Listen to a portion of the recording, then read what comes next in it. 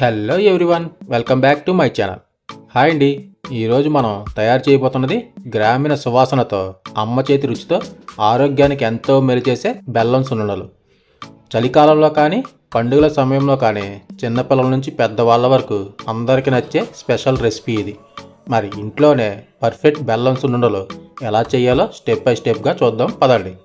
అలాగే మన ఛానల్ని సబ్స్క్రైబ్ చేయండి. ఇప్పుడు ముందుగా మనం స్టవ్ ఆన్ చేసుకొని ఒక ప్యాన్ పెట్టి కేజీ మినపగుళ్ళు యాడ్ చేసుకోవాలి.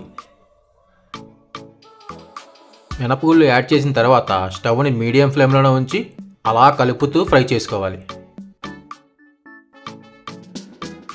ఈ మినపగుళ్ళు యాడ్ చేసిన తర్వాత మనం గరిటెతో అలా కలుపుతూనే ఫ్రై చేసుకోవాలి. ఎక్కడా గ్యాపే ఇవ్వకూడదు.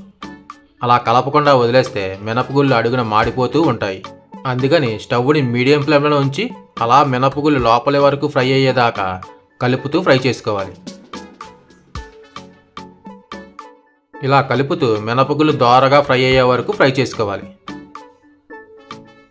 మనకు మినపగుళ్ళు బాగా ఫ్రై అయ్యాయని ఎలా తెలుస్తుందంటే, ఒక మినపగుళ్ళు తీసుకొని నోట్లో వేసుకుంటే మనం బఠానీ నవ్వులితే ఎలా సౌండ్ వస్తుందో ఆ విధంగా సౌండ్ రావాలి. అప్పుడే మనకు మినపగుళ్ళు పర్ఫెక్ట్గా ఫ్రై అయినట్లు. చూసారుగా, మినపగుళ్ళు ఈ విధంగా లోపలి వరకు బాగా ఫ్రై అయిన తర్వాత వీటిని ఏదైనా బేషన్లోకి తీసుకోవాలి. ఇలా బేషన్లో యాడ్ చేసిన తర్వాత వీటిని బాగా చల్లారే వరకు అలా పక్కన పెట్టేయండి.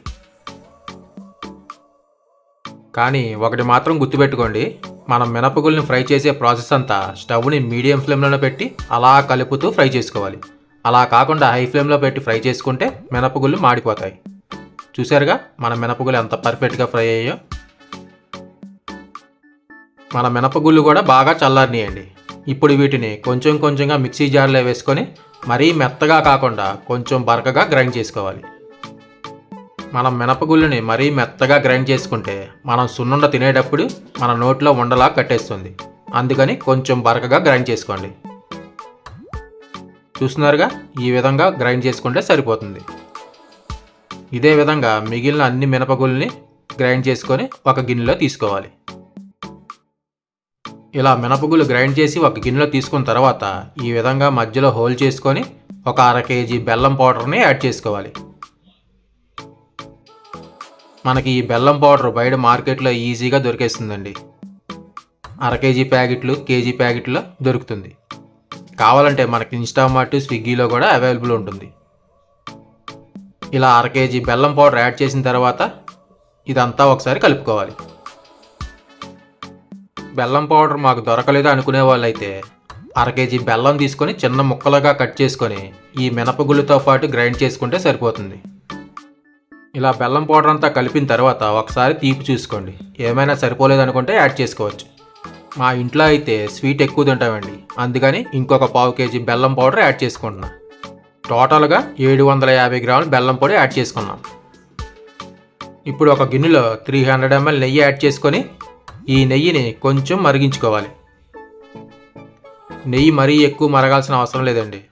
ఇలా కొంచెం బబుల్స్ వస్తే సరిపోతుంది. ఇలా మరిగిన తర్వాత ఈ 300 ml నెయ్యిలో 200 ml నెయ్యి యాడ్ చేసుకోవాలి. మిగిలిన 100 ml తర్వాత మనకు కావాలంటే యాడ్ చేసుకోవచ్చు. ఇలా 200 ml నెయ్యి యాడ్ చేసిన తర్వాత ఇలా గరిటెతో ఒకసారి మొత్తం కలుపుకోవాలి. మనం యాడ్ చేసుకున్న నెయ్యి వేడిగా ఉంటుంది కాబట్టి ముందుగా ఒక గరిటెతో ఈ విధంగా కలుపుకోవాలి. ఇలా కలుపుకొని బాగా చల్లారిన తర్వాత మనం చేతితో కలుపుకోవచ్చు. ఇలా బాగా కలిపిన తర్వాత ఇప్పుడు చేతితో ఇదంతా బాగా కలిసే వరకు కలుపుకోవాలి. మనం యాడ్ చేసిన నెయ్యి ఈ పిండంతా బాగా కలిసే వరకు ఒకసారి కలుపుకోవాలి. ఎక్కడ తెల్లపిండి కనపడకుండా కలుపుకోవాలి. ఇలా కలిపిన తర్వాత కొంచెం ముద్ద తీసుకొని వండ చుట్టుకుంటే మనకు వండ పర్ఫెక్ట్గా రెడీ అయితే మనకు నెయ్యి సరిపోయినట్లు. ఒకవేళ వండ కట్టలేదు అంటే మనం మిగిల్చిన 100 ml నెయ్యి కూడా యాడ్ చేసి కలుపుకోవాలి. నాకైతే వండ చుట్టినప్పుడు బ్రేక్ అయిపోయిందండి, అందుకని మిగిల్చిన 100 ml నెయ్యి కూడా యాడ్ చేసుకొని కలుపుకుంటున్నా.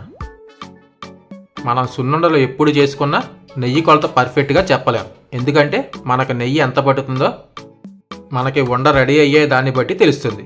అందుకని ముందుగానే కొంచెం ఎక్కువ నెయ్యిని మరిగించుకొని పక్కన పెట్టుకుంటే బెటర్. ఇలా నెయ్యి ఎక్కువ మరిగించుకొని కొంచెం కొంచెం యాడ్ చేసుకుంటూ మనం సున్నుండలు రెడీ చేసుకోవాలి. ఇలా మరిగించిన 100 ml నెయ్యి కూడా యాడ్ చేసుకున్న తర్వాత ఇదంతా మళ్ళీ ఒకసారి బాగా కలుపుకోవాలి.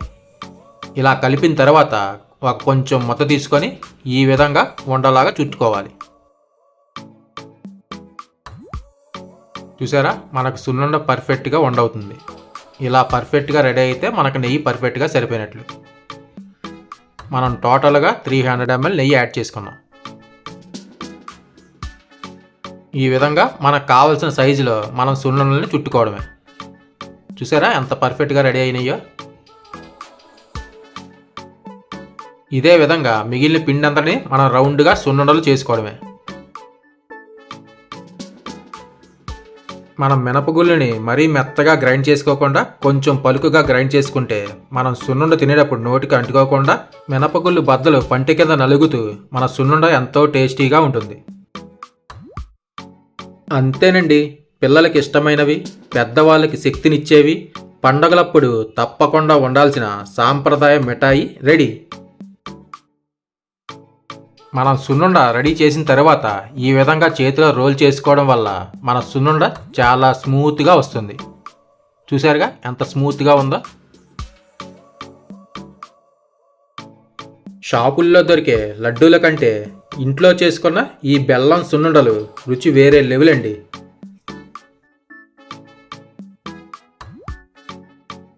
ఈ సున్నుండల్ని గాలి వెళ్లకుండా స్టోర్ చేసుకుంటే 2-3 వారాలైనా బాగానే ఉంటాయి. పిల్లలు కానీ పెద్దవాళ్ళు కానీ రోజు ఉదయం ఒక సున్నుండ తిన్నా ఎంతో శక్తి వస్తుంది. అలాగే ఎముకలకు కూడా చాలా బలం వస్తుంది.